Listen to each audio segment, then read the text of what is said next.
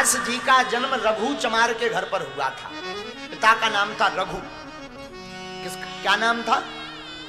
रघु। रघु चमार के घर पर श्री रैदास जी का जन्म हुआ। रैदास जी अद्भुत भक्त हुए, बहुत अद्भुत भक्त हुए।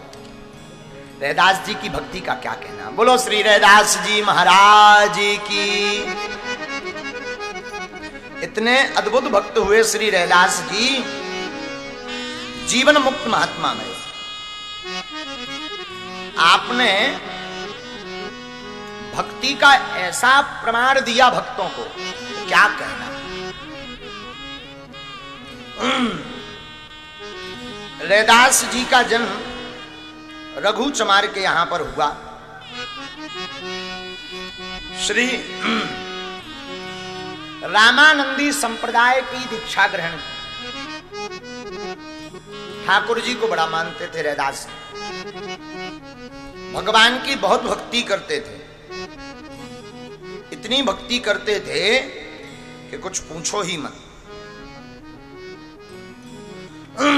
यद्यपि इनका काम चमड़ा लाकर के बाजार से जूता बनाने का था। चमड़ा बाजार से लाते थे। देखो भाई, काम बुरा नहीं होता है, काम कोई भी करो, पर काम के साथ साथ राम को ना भूलो तो वो काम भी बढ़िया होता है भैया। घाटा तो वो खाते हैं जो काम के साथ राम को भूल जाते हैं। बहुत से लोग ऐसे हैं कि जो काम में ही मस्त रहते। याद रख, रैदास भक्त एक ऐसे भक्त भय जिनको दर्शन देने के लिए साक्षात ठाकुर जी पधारे। आहा, बचपन में आपने अपनी माता जी का दूध नहीं पिया, भूखे रहे कई दिनों तक। जब भूखे रहे तो स्वामी रामानंदाचार्य जी महाराज रैदास भगत के घर पर आए, इनके पिताजी के घर। इनके पिताजी का नाम था श्री रघु चमार। लोगों में हल्ला मच गया पूरी काशी में। इतने बड़े महात्मा श्री रामानंदाचार्य जी एक सेवक के घर आए, पूरी काशी में हल्ला हो गया। जिन रामानंदाचार्य जी के दर्शन सहज बस नहीं मिलते थे, जब ये जहां पर रघु भगत रहता था श्री रघु चमार, उनके घर पर गए तो पूरे क्षेत्र में हल्ला हो गया।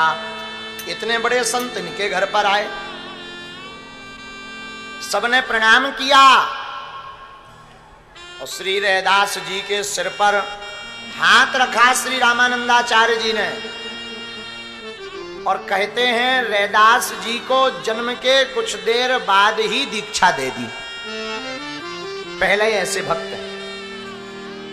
तब जाकर श्री रैदास जी ने मां का स्तनपान किया। कुछ दिन बीते, बड़े भय। इनके आचरण हमेशा संत सेवा वाले थे। ये कुछ भी संपत्ति कमाते थे संतों के भंडारे में लगा देते थे रैदास जी।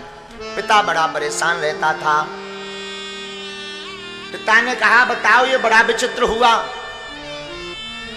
जितनी संपत्ति आती है सब ये संतों में लगा देता है। तो पिताजी इतने नाराज भय कि एक दिन रैदास जी को घर से ही निकाल दिया, भगो यहां से। यद्यपि पिताजी के पास धनमाल संपत्ति तो बहुत थी, पर अपने पुत्र को कुछ भी नहीं दिया। श्री रैदास जी और उनकी पत्नी, वो भी बड़ी धर्मात्मा, एक नीम के वृक्ष के नीचे झोपड़ी बनाकर रहने लगे। रैदास जी चमड़ा लाएं, जूता बनाएं, अगर बिक जाएं तो ठीक है, नहीं तो कोई महात्मा अगर खाली पन्ही के निकलता दिखे तो उन्हीं को पहना दे, लो पहनो। ऐसे भक्त थे रैदास जी। और कुछ मिल भी जाता था, बिक भी जाती थी, उन जूतियों को वो अपने पैसों को, उन जो जूता बेचने से पैसे मिलते थे उसको अपने पास नहीं रखते थे, लुटा देते थे सब संतों में। देखो, भगवन इतना दीजिए जामे कुटुम समाए, मैं भी भूखा ना रहूं, साधु न भूखा जाए। भगवान से इतना मांगो कि हम भी भूखे ना रहें और साधु भी घर से भूखा